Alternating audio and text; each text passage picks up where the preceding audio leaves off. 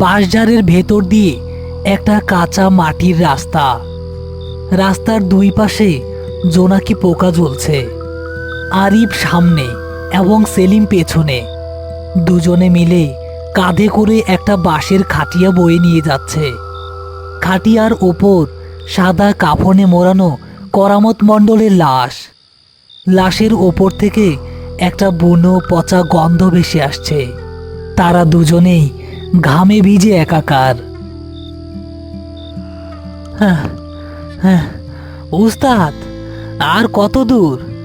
লাশের পচা গন্ধে তো আমার দম বন্ধ হয়ে আসতেছে। আর এই বেটা করামত মণ্ডল তো শুকনা হাড্ডি সারা ছিল, কিন্তু লাশটার এত ওজন লাগতেছে কেন? মনে হইতাছে বাঁশ ভাঙা পড়ব। চুপচাপ হাইটা চল সেলিম, গোরস থানার বেশি দূরে না। মহাজনের ছেলেরা এই রাইতে লাশ দাফন করার লাইয়া আমাকে 10,000 টাকা দিব কইছে। এইটা মনে রাখিস। আর মরা মানুষের ওজন তো একটু বেশি হয়ই। করামত মণ্ডল বেঁচে থাকতে যেমন কৃপণ ছিল, মরার পরেও তার লাশ কেউ ছোঁয়নি। তার ছেলেরা টাকার বিনিময়ে আরিফ আর সেলিমকে এই দায়িত্ব দিয়েছে। কালু ফকির আগেই আরিফকে সাবধান করেছিল। করামত মণ্ডলের আত্মায় দুনিয়ার মোহ রয়ে গেছে। তার লাশের সাথে কোনো কিছুতে ভুলেও হাত দিতে মানা করেছে। হঠাৎ আরিফের পায়ে একটা বাঁশের টুকরোর কাঁটা বিঁধল। সে যন্ত্রণায় দাঁড়িয়ে পড়ল। আহ সেলিম, একটু দাঁড়া, আমার পায়ে কি যেন ফুটছে। খাটিয়াটা আস্তে কইরা ওই রাস্তার পাশে উষা মাটির টিভিটার কাছে রাখ। মাটিতে রাখিস না, খবরদার। আমি কাটাটা বাইল কইরা নেই। আচ্ছা উস্তাদ, তাড়াতাড়ি করেন, আমার কাঁধ পুরো অবশ হয়ে গেছে। তারা দুজনে মিলে খাটিয়াটা মাটির ওপর রাখল। আরিফ একটু দূরে গিয়ে টর্চ জেলে পায়ের কাঁটা বের করার চেষ্টা করতে লাগলো। চারপাশটা একদম নিস্তব্ধ, শুধু মাঝে মাঝে পেঁচার ডাক শোনা যাচ্ছে। সেলিম খাটিয়ার পাশে একা দাঁড়িয়ে আছে। হঠাৎ এক দমকা বাতাসে লাশের মুখের ওপর থেকে কাফনের কাপড়টা একটু সরে গেল। সেলিম ভয়ে একটু পিছিয়ে গেল, কিন্তু পরক্ষণেই তার চোখ আটকে গেল লাশের ডান হাতের কবজির দিকে। কাফনের ফাঁক দিয়ে দেখা যাচ্ছে করামত মণ্ডলের শক্ত হয়ে যাওয়া কবজিতে একটা মোটা কালো সুতো দিয়ে বিশাল বড় একটা স্বর্ণের তাবিজ বাঁধা। তাবিজটা চাঁদের আলোতে চকচক করছে। ইয়া আল্লাহ, এত বড় খাঁটি সোনার তাবিজ! করামত বেটা মরার সময়ও নিজের সোনা ছাড়ে নাই। এই তাবিজ মাটির নিচে পয়সা কি লাভ? এইটা বেচলে তো আমি পুরা 1 বছর বৈশা খাইতে পারবো। সেলিম এদিক ওদিক তাকালো। আরিফ তখনও নিজের পা নিয়ে ব্যস্ত। সেলিম তার লোভ সামলাতে পারল না। সে কাঁপা কাঁপা হাতে লাশের কবজির কাছে হাত বাড়িয়ে দিল। করামত মণ্ডলের হাতটা বরফের মতো ঠান্ডা। সেলিম দ্রুত তার পকেটে থাকা ছোট্ট ব্লেড দিয়ে কালো সুতাটা কেটে সোনার তাবিজটা নিজের পকেটে ঢুকিয়ে ফেলল। কাফনের কাপড়টা আবার আগের মতো টেনে দিল সে। কিরে সেলিম, চল, কাটাটা বাইল করছি। খাটিয়া ধর জলদি। হ উস্তাদ, চলেন। তারা দুজনে মিলে আবার খাটিয়াটা কাঁধে তুলল, কিন্তু এবার কাঁধে নেওয়ার সাথে সাথেই একটা প্রচণ্ড ধাক্কা খেল তারা। লাশের ওজন যেন হঠাৎ করে 3 গুণ বেড়ে গেছে। মনে হচ্ছে তারা কোনো মানুষের লাশ নয়, বরং বিশাল একটা পাথরের খণ্ড কাঁধে তুলে নিয়েছে। ইয়া মাবুত! সেলিম, তুই কি পিছনের দিকটা ঠিক মতো ধরছস? লাশ এত ভারী হইয়া গেল কেমনে? আমার তো মনে হইতেছে কাঁধে রক ছিঁড়ে যাইব। উস্তাদ, আমি তো পুরা শক্তি দিয়াই ধইরা আছি, কিন্তু আমি আর পারতাছি না। চলেন ফালায়া দেই।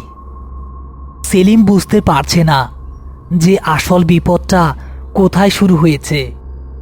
তার প্যান্টের পকেটে রাখা সেই সোনার তাবিজটা হঠাৎ করেই অস্বাভাবিক ঠান্ডা হতে শুরু করেছে। ঠান্ডাটা তার উরু ভেদ করে হাড়ের ভেতর ঢুকে যাচ্ছে। চারপাশের পরিবেশ হঠাৎ করেই বদলে গেল। ব্যাঙ আর ঝিঁঝি পোকার ডাক একদম বন্ধ হয়ে গেল। ঘন কুয়াশায় ঢেকে গেল পুরো বাঁশঝাড়। হঠাৎ খাটিয়ার ওপর থেকে একটা মর্মর শব্দ হলো, যেন অনেক পুরনো শুকনো কাঠ ভাঙছে। কাফনের ভেতর থেকে করামত মণ্ডলের সেই ডান হাতটা, যেখান থেকে সেলিম তাবিজ চুরি করেছে, দপ করে খাটিয়ার বাইরে ঝুলে পড়ল। হাতটা সম্পূর্ণ ফ্যাকাশে, চুলগুলো ধনুকের মতো বাঁকা, আর নখগুলো অস্বাভাবিক বড় ও কালো। উস্তাদ, লাশের হাত নিচে পইরা গেছে। আরে তুই ভয় পাস কেন? রাস্তা উষা নিসা, জাকুনিতে মরা মানুষের হাত পা বাইর হইতেই পারে। তুই চুপচাপ ধইরা থাক। কিন্তু সেলিমের চোখ সেই ঝুলে থাকা হাতের দিকে আটকে আছে। সে দেখল লাশের কালো নখওয়ালা আঙুলগুলো ধীরে ধীরে নড়ছে এবং সোজা সেলিমের প্যান্টের পকেটের দিকে ইশারা করে স্থির হয়ে আছে। লাশের সেই ফ্যাকাশে হাতের আঙুল বেয়ে ফোঁটা ফোঁটা কালো তরল মাটিতে পড়ছে। আর ঠিক সেই মুহূর্তে কাফনের ভেতর থেকে একটা চাপা গড়গড়ে আওয়াজ বের হলো, আমার সোনা, আমার সোনা তুই নিছস, আমার সোনা দিয়া দে, দিয়া দে। উস্তাদ, লাশ, লাশ তো কথা কয়। উস্তাদ, লাশ আমার কাছে সোনা চায়। হঠাৎ খাটিয়াটা এতটাই ভারী হয়ে গেল যে আরিফ আর সেলিম আর ধরে রাখতে পারল না। বিশাল এক শব্দের সাথে লাশের খাটিয়াটা বাঁশঝাড়ের কাদামাটির ওপর আছড়ে পড়ল। কাফনের কাপড়টা মাথা থেকে পুরোপুরি সরে গেল। অন্ধকারে দুটো লাল টকটকে চোখ জলজল করে সেলিমের দিকে তাকিয়ে আছে। বাঁশের খাটিয়াটা সজোরে কাদামাটিতে আছড়ে পড়ল। আরিফ ছিটকে গিয়ে রাস্তার একপাশে পড়ে আছে। সেলিম ভয়ে জমে গিয়ে মাটিতে বসে পড়েছে। তার প্যান্টের ডান পকেট থেকে ধোঁয়া বের হচ্ছে। খাটিয়ার উপর পড়ে থাকা করামত মণ্ডলের লাশটা অদ্ভুতভাবে একদিকে ঘুরে গেছে। সাদা কাফনের ফাঁক দিয়ে লাশের দুটো চোখ টকটকে লাল কয়লার মতো জ্বলছে আর সোজা সেলিমের দিকে তাকিয়ে আছে। তুই এটা কি করলি সেলিম? আমি তোরে কইছিলাম না করামত মণ্ডলের লাশ স্বাভাবিক লাশ না? তুই ওর শরীর থেকে কি নিছস? আইস তুই আমাকে দুইজনটাই শেষ করবি। উস্তাদ, আমার পকেটটা পুইরা যাইতাছে। সোনার তাবিজটা আগুনের ভাঙ্গার হয়ে গেছে। আমি বাইর করতে পারতাছি না। আমার চামড়া মাংসের লগে লাইগা যাইতাছে। সেলিমের পকেট থেকে সত্যি সত্যি ধোঁয়া বের হচ্ছে। করামত মণ্ডলের পাপের ভারে আর সম্পদের লোভে ওই তাবিজ এখন নরকের আগুনের মতো সেলিমের উরুর চামড়া পুড়িয়ে দিচ্ছে। লাশটা খাটিয়ার ওপর থেকে উঠে দাঁড়ায়নি, কিন্তু তার সেই ফ্যাকাশে কালো নখওয়ালা ডান হাতটা খাটিয়ার বাঁশ বেয়ে ধীরে ধীরে নিচে নামতে শুরু করল। হাতটা কাদার ওপর পড়তেই মাটি থেকে একটা হিস হিস শব্দ হলো। লাশের হাতটা মাটির ওপর দিয়ে সাপের মতো গড়িয়ে গড়িয়ে সেলিমের পায়ের দিকে এগুতে লাগলো। হাতের কালো নখগুলো কাদায় দাগ কেটে যাচ্ছে। আমার তাবিজ, আমার সোনা তুই চুরি করছস। তোর রক্ত দিয়া দাম চুকামু আমি। সেলিম, উঠ, জলদি উঠ, তাবিজ ফালাইয়া দে, জলদি ফালাইয়া দে। উস্তাদ, আমি টানতাছি, কিন্তু আমার মাংস ওইটা আসতেছে। লাশের সেই ফ্যাকাশে হাতটা সেলিমের পায়ের একদম কাছে চলে এসেছে। ঠিক সেই মুহূর্তে দূর থেকে একটা আগুনের মশাল আর ভারী পায়ের শব্দ শোনা গেল। বাঁশঝাড়ের কুয়াশা ভেদ করে একটা আগুনের আভা দ্রুত এগিয়ে আসছে।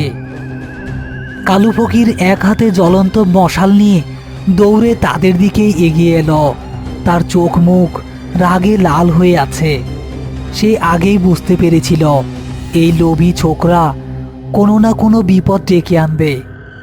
আরিফ, লাশের গায়ে হাত দিবি না, ওর গায়ে এখন শয়তান বর করছে। কালু ফকির মাটির পাত্র থেকে এক মুঠো পরা ছাই বের করে লাশের সেই জ্বলন্ত লাল চোখ আর এগিয়ে আসা হাতের ওপর ছুঁড়ে মারল। পরা ছাই লাশের গায়ে লাগতেই ছ্যাক করে একটা বিকট শব্দ হলো। মনে হলো যেন গরম লোহার উপর ঠান্ডা পানি পড়েছে। লাশের মুখ থেকে কালো ধোঁয়া বের হতে লাগলো এবং হাতটা গুটিয়ে আবার খাটিয়ার কাছে চলে এলো। লাশের লাল চোখের আলো একটু কমে গেল, কিন্তু পুরোপুরি নিভল না। এই পরা ছাইয়ের জোর বেশিক্ষণ থাকবো না আরিফ। এই লাশ তার সোনা ছাড়া কবরে ঢুকবো না। ও পুরা বাঁশঝাড়ের বাতাস বিষাক্ত করে দিতেছে। তাবিজটা বাইর করো আরিফ, তাড়াতাড়ি। কিন্তু বাবা, তাবিজ তো সেলিমের পকেটে লাইগা গেছে, ও তো বাইর করতে পারতাছে না। প্যান্ট কাইটা বাইর করো, চামড়া ছিলে চিরুক। লাশের তাবিজ লাশের বুকে ফেরত দেও, নাইলে আইজ এই বাঁশঝাড়েই আমাকে 3 জনের লাশ পইরা থাকবো। লাশের লাল চোখগুলো এবার দপ করে জ্বলে উঠল। বাঁশঝাড়ের বাঁশগুলো বাতাসে প্রচণ্ড শব্দে একে অপরের সাথে ঘষা খেতে শুরু করল। চারপাশের কুয়াশা আরো ঘন হচ্ছে। সেলিম, তুই দাঁতে দাঁত চাইবা ধর, আমি তোর পকেট কাটতাছি। না ওস্তাদ, আমার চামড়া। আরিফ তার পকেটে থাকা ধারালো ছুরি দিয়ে সেলিমের প্যান্টের পকেট সহ উরুর পোড়া চামড়া এক টানে কেটে বের করে আনল। সেলিমের গগনবিদারী চিৎকারে চারপাশের পরিবেশ কেঁপে উঠল।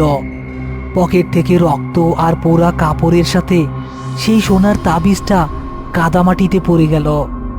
মাটিতে পড়লেও তাবিজটা অন্ধকারের মধ্যে আগুনের মতো লাল হয়ে জ্বলছে। আরিফ, তাবিজটা তুইলা লাশের বুকের উপরে ভাবায়া দেও, আমি মন্ত্র বইরা ওরে আটকায় রাখতাছি। কালু ফকির জোরে জোরে দোয়া পড়তে শুরু করল এবং মশালের আগুনটা লাশের মুখের সামনে ধরল। আরিফ নিজের গামছা দিয়ে গরম তাবিজটা মাটি থেকে তুলে নিল। তার হাতও কিছুটা পুড়ে গেল, কিন্তু সে সেদিকে খেয়াল করল না। সে সর্বশক্তি দিয়ে তাবিজটা লাশের কাফনের ওপর ছুঁড়ে মারল। তাবিজটা লাশের বুকের ওপর পড়ার সাথে সাথেই একটা বিকট দীর্ঘশ্বাস শোনা গেল। বাঁশঝাড়ের সব বাতাস যেন এক নিমিষে থেমে গেল। লাশের জ্বলন্ত লাল চোখ দুটো ধীরে ধীরে নিভে গিয়ে ঘুটঘুটে কালো হয়ে গেল। লাশের হাতটা পুরোপুরি নিস্তব্ধ হয়ে খাটিয়ার পাশে ঝুলে পড়ল। কালু ফকির দ্রুত এগিয়ে গিয়ে কাফনের কাপড়টা লাশের মুখের উপর টেনে দিল। লাশের শরীর থেকে কালো ধোঁয়া বের হওয়া বন্ধ হয়ে গেল। সে আবার একটা সাধারণ নিস্তেজ মৃতদেহে পরিণত হলো। আলহামদুলিল্লাহ, বিপদ কাটছে। করামতের আত্মা তার সম্পদের মোহ নিয়া আবার শান্ত হইছে। আইজ রাইতেই ওরে মাটিতে দাফন করতে হইব। আরিফ মাটিতে বসে পড়ে জোরে জোরে দীর্ঘশ্বাস নিতে লাগল। সেলিম যন্ত্রণায় জ্ঞান হারিয়ে ফেলেছে। তার ডান পায়ের উরুতে তাবিজের পেশে একটা বিশাল পোড়া গর্ত তৈরি হয়েছে, যেখান থেকে রক্ত ঝরছে।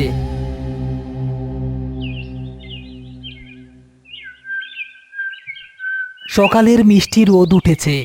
সেলিম একটা ব্রেঞ্চে চুপচাপ বসে আছে। তার ডান পায়ে বিশাল একটা ব্যান্ডেজ। সে এখন আর স্বাভাবিকভাবে হাঁটতে পারে না, একটা লাঠিতে ভর দিয়ে চলতে হয়। তার মুখের সেই চটপটে লোভী ভাবটা এখন আর নেই। চোখে মুখে সবসময় একটা আতঙ্কের ছাপ লেগে থাকে। আরিফ পাশে বসে আছে। কিরে সেলিম, তোর ঘা শুকাইছে কিছুটা? রাইতে ঘুমাইতে পারছস তো? ঘা তো শুকাইছে উস্তাদ, কিন্তু রাইতে চোখ বন্ধ করলেই দেখি কাফন পরা একটা লাশ আমার দিকে লাল চোখ কইরা তাকায় আছে, আর পকেটের জায়গাটা এখনো আগুনে পোড়ার মতো জ্বলে। মরা মানুষের সম্পদের উপর লোভ করার শাস্তি তোরে সারা জীবন এই পানিয়া ভুগতে হইব। শোনা হয়তো তুই পাস নাই, কিন্তু যেই শিক্ষা তুই পাইছস সেইটা সোনার চাইতেও দামি। বাঁশঝাড়ের সেই ভয়ঙ্কর রাতের পর সেলিম আর কখনো অন্যের বা মরা মানুষের জিনিসের দিকে হাত বাড়ায়নি।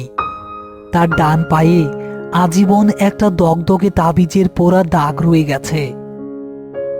গ্রামের মানুষ এখনো বলে আমাবস্যার রাতে গোরস্থানের পাশ দিয়ে গেলে নাকি করামত মণ্ডলের কবরের মাটি থেকে একটা চাপা লাল আলো জ্বলতে দেখা যায়, আর বাতাসে ভেসে আসে সোনার তাবিজ ঘষার শব্দ।